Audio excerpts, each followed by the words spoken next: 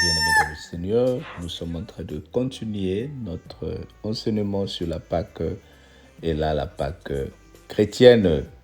Nous lisons la parole de Dieu à partir du verset 13, Matthieu 16, verset 13.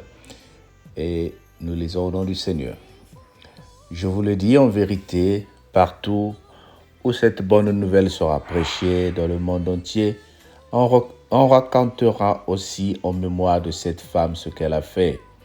Alors l'un des 12, appelé Judas Iscario, alla vers les principaux sacrificateurs et dit : « Que voulez-vous me donner et je vous le livrerai ?» Et ils payèrent 30 pièces d'argent. Depuis ce moment, ils cherchaient une occasion favorable pour livrer Jésus. Le premier jour des pains sans levain, les disciples s'adressèrent à Jésus pour lui dire : « Où veux-tu que nous préparions le repas de la Pâque ?» Il répondit : « Allez à la ville chez un tel et vous lui direz : le maître dit, mon temps est proche. Je ferai chez toi la Pâque avec mes disciples. » Les disciples firent ce que Jésus leur avait ordonné et ils préparèrent la Pâque.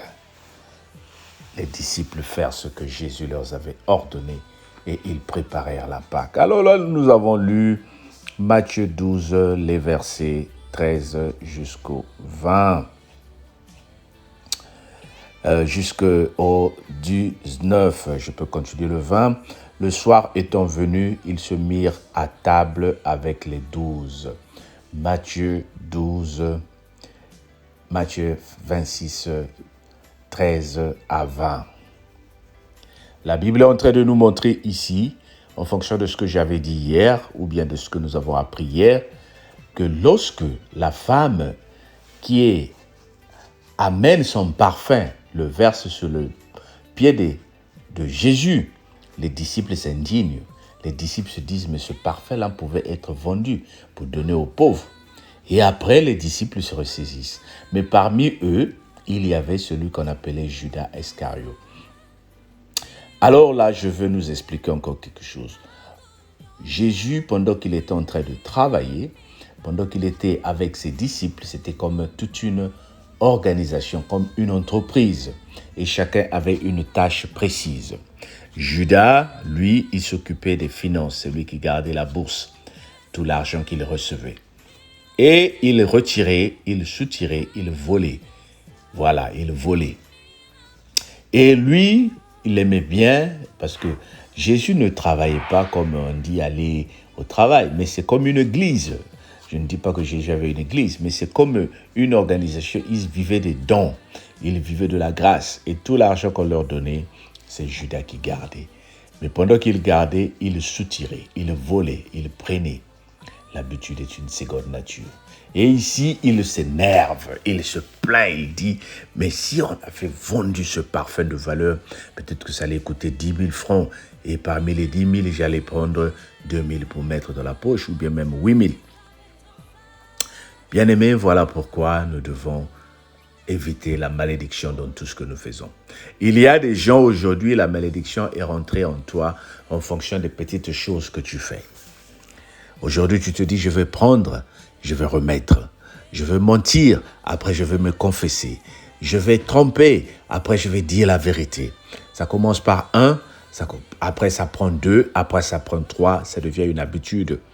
Vous savez, dès le temps fixé par l'Éternel, Jésus, notre Seigneur, était destiné à être livré aux ennemis, aux pharisiens pour être crucifié. Est-ce que Judas avait été destiné? Non. Judas est tombé dans le destin à cause de sa passion, à cause de sa faiblesse. Bien-aimé, aujourd'hui, je vais te dire quelque chose. Il y a beaucoup de choses qui se passent dans notre vie dont nous tombons victimes. Beaucoup d'entre nous nous disons, on m'avait maudit. Loka bamu loka. Ambendoko. Non. La porte, la brèche, c'est toi qui l'ouvres à cause de tes tentations, à cause de tes faiblesses. Le fait de vouloir voler, le fait de vouloir tricher, ça commence petit à petit et ça devient un péché dont tu ne peux plus t'épargner. Quelqu'un qui a l'habitude de vivre au-dessus de ce moyen en allant voler, peut continuer à le faire. Quelqu'un qui a l'habitude d'utiliser sa chair pour se satisfaire va continuer à le faire. Et ça devient ce qu'on appelle le péché mignon. Voilà pourquoi depuis un certain temps, nous sommes en train de prêcher contre le péché mignon. Le péché mignon, il ne vient pas parce qu'on t'a maudit. Le péché mignon vient parce que tu as laissé la chair te dominer. Et tu es en train d'installer toi-même un esprit qui va commencer à te dominer. Et c'est ce que Judas est en train de faire ici. Alors, comme il est tellement déçu, il dit, bon, je m'en vais le livrer. Je m'en veux le livrer. Et Judas est allé chercher à faire une alliance avec les pharisiens pour livrer Jésus. Il dit, donnez-moi 30 pièces d'argent et je vous le livrerai. Oh bien-aimé, regarde son maître, son directeur, son enseignant, il va le livrer pour 30 pièces d'argent. Aujourd'hui, on peut dire 300 €, on peut dire 300 livres, on peut dire 300 000 francs CFA. On ne sait pas. Ou peut-être 30 000, on ne sait pas. Mais c'était 30 pièces de monnaie que Judas a pris pour livrer le Seigneur à cause de son à cause de cette envie-là de vouloir toujours prendre ce qui ne t'appartient pas. Alors ici, les disciples sont en train de demander à Jésus, où veux-tu que nous préparions la Pâque? Où veux-tu que nous préparions la Pâque? Il répondit, allez dans la ville chez un tel et dites-lui, le maître dit, mon temps est proche. Oh, c'est ce que je viens d'enseigner, c'est ce que je viens de nous apprendre. Le Seigneur dit, mon temps est proche. C'est comme je viens de dire, le temps de Jésus devait arriver, que Judas le trahisse ou pas, il y aurait toujours eu un moyen où le Seigneur devait être livré. Judas est tombé à cause de ses envies. Et le Seigneur dit, allez-y. Oh notre Dieu, tout est planifié par Dieu. Il dit, allez-y. Il les envoie dans une maison d'un inconnu. Il leur donne, allez-y leur dire que la Pâque est prête pour le Seigneur. Donnez-nous la table. Oh bien-aimé, je suis en train de te dire quelque chose. Lorsque ton heure arrive, le Seigneur va ordonner. Allez-y dire qu'on donne les papiers à ma fille. Allez-y dire qu'on déclenche un logement pour mon fils. Le Seigneur a tout prévu pour toi. Le Seigneur a tout accompli pour moi. Il est mort sur la croix pour toi et moi. C'est nous qui s'efforçons. C'est nous qui s'efforçons. Sois dans le plan de Dieu. Ici, regarde, il se passe 2 événements les plus importants. 1, la trahison, ceux qui sont dans le monde de la chair, ceux qui sont dans le monde de vouloir se satisfaire. Et 2, la réalisation d'un miracle, la réalisation d'une ordonnance spirituelle et divine, où le Seigneur est en train de dire, allez-y dire qu'on régularise ma fille, allez-y dire qu'on régularise mon fils. Alors bien-aimé, je viens te parler. Voilà pourquoi je te dis cette Pâque, cette histoire de Pâque est une histoire très très très sérieuse. Et il faut que tu comprennes que le Seigneur peut déclarer des choses pour toi. Le Seigneur peut commander que même la personne qui se trouve à l'homme office, à l'immigration, pour qu'il exécute, que toi tu reçoives. Tout ce que tu dois faire, ne sois pas comme le seul disciple qui s'est écarté, Judas. Reste comme ceux qui étaient restés, les 11. Ils ont compris la grâce de Dieu. Ils ont compris la puissance de Dieu. Ils ont compris que le Seigneur dit quelque chose et la chose s'accomplit. Alors, bien-aimé, je t'encourage à faire cette prière. Père éternel, dis seulement un mot. Dis seulement un mot. Dis seulement un mot.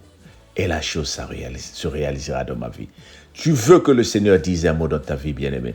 Tu veux que le Seigneur parle pour toi cette année. Et moi, je confesse au nom de Jésus. Je prophétise au nom de Jésus que le Seigneur est en train de dire un mot pour que toi tu vives la paix au nom de Jésus.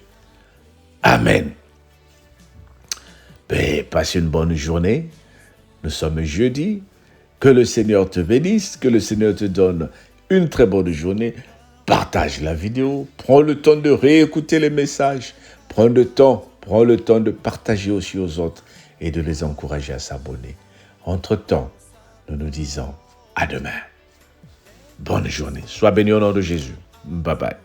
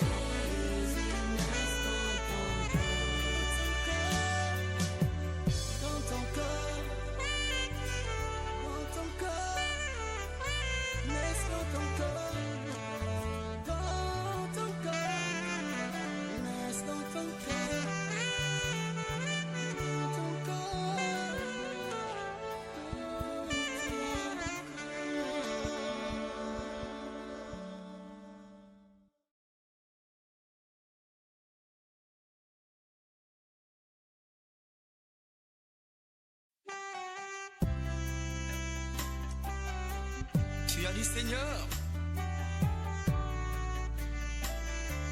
nos larmes vont se transformer en joie. Voilà pourquoi nous nous agenouillons